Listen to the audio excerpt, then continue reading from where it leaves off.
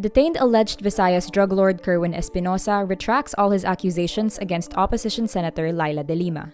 The counter-affidavit submitted to the Department of Justice on Thursday, April 28, says, any statement he made against the senator are false and was the result only of pressure, coercion, intimidation, and serious threats to his life and family members from the police who instructed him to implicate the senator into the alleged drug trade. The document clarifies all previous statements against de Lima are not true, and Espinosa also apologizes to the senator.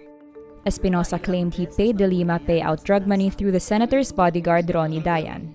This is for a new case filed with the DOJ in December 2021 and an offshoot of the alleged massive drug network supposedly being run from inside the New Bilibid prison, for which de Lima is currently on trial with 2 more cases. De Lima has been acquitted in 1 of the 3 cases and has been in jail for 5 years. De Lima's lawyer, Filibon Corden, tells Rappler they'd have to assess how this retraction affects the senator's cases, given that Kerwin is neither a respondent nor a witness. But despite calls to free de Lima, the DOJ is not budging and says in a statement on Friday, April 29, Espinosa's previous statements that he retracted were never used and will still not be used by the prosecution in the 2 pending drug cases against de Lima.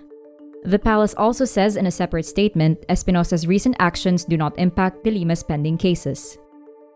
Espinosa is still detained for pending drug charges not related to de Lima's cases before the Muntinlupa Regional Trial Court.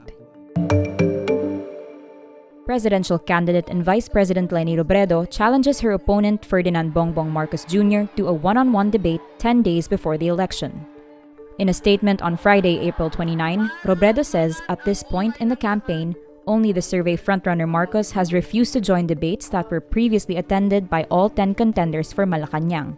Robredo says it is about time he faces the controversies that have long hounded him and his family. She says if Marcos accepts her invitation, she will come anytime, anywhere. But the Marcos camp declines her invitation, saying the face-off of the top 2 frontrunners in the presidential race won't ever happen. Marcos Jr.'s spokesman Vic Rodriguez says they will continue with their positive campaigning instead. Of the 10 presidential candidates, only Marcos snubbed the past 2 Comelec organized debates and the one mounted by CNN Philippines. Meantime, Robredo says she will opt out of the panel interviews to be organized by the Comelec and the KBP after the final leg of the debates has been cancelled. This after the Comelec's debate contractor amassed a 14 million peso debt to Sofitel where the debates were being held. Robredo says her supporters have already worked hard in organizing rallies scheduled for the last week of the campaign. Comelec Commissioner Ray Bulay recommends that the poll body spokesman and Education and Information Department Chief James Jimenez be relieved of his media duties. This comes amid the 14 million peso debt fiasco involving the Comelec's debate contractor and Sofitel, resulting in the cancellation of the debates' final leg. Jimenez and his fellow EID director Francis Arabe are the Comelec's point persons in the poll body's partnership with Impact Hub Manila. It was Jimenez who promised Sofitel in an April 1 letter that Impact Hub Manila would be able to fulfill its payment obligations. He said the Comelec will be the source of funding for the remaining events through the 15.3 million purchase request and notice of award for Impact Hub Manila. Bulay says the Comelec on Bank believes the poll body is not supposed to spend a single dime for the mounting of the debates.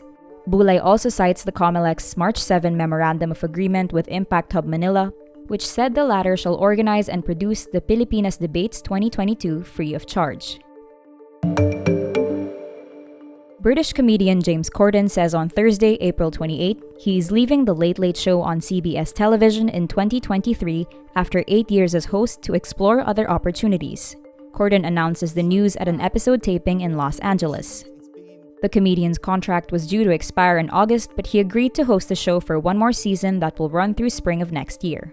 Corden promises his remaining shows would be a blast filled with sketches and surprises.